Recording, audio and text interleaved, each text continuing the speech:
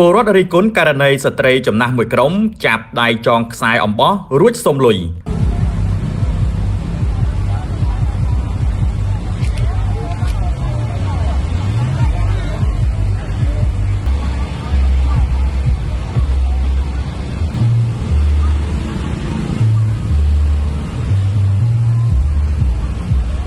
មិនមែនជារឿងថ្មីឡើយចំពោះសកម្មភាពរបស់ស្ត្រីវ័យចំណាស់មួយក្រុមដែលចាប់ទាញដៃពលរដ្ឋធ្វើដំណើរតាមដងផ្លូវយកខ្សែអំបោះចងដៃក្នុងន័យឲ្យបានសុខសប្បាយមានលៀបមានជ័យហើយទារលុយចំពោះការចងខ្សែអំបោះនេះ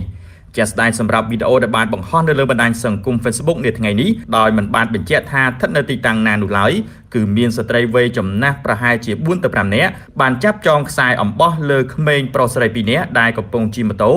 រួចក៏សុំលុយថ្លៃចងអំបោះនេះពលរដ្ឋថាជាទង្វើអនាធិបតេយ្យមិនគួរកើតមានឡើយហើយខ្លះថាជាអាជីវកម្មដោយមិនចាំបាច់ចំណាយដើមទុននិងកម្លាំងច្រើនពលរដ្ឋម្នាក់បានបញ្ចេញមតិថាគួរតែបញ្ឈប់សកម្មភាពបែបនេះទៅប៉ះពាល់អារម្មណ៍ខ្លាំងណាស់ក៏អាចធ្វើឲ្យអ្នកមកទេសចរនៅក្នុងប្រទេសយើងគេធុញទ្រាន់ផងដែរខ្លះបានឌឺដងដាក់សមត្ថកិច្ចថា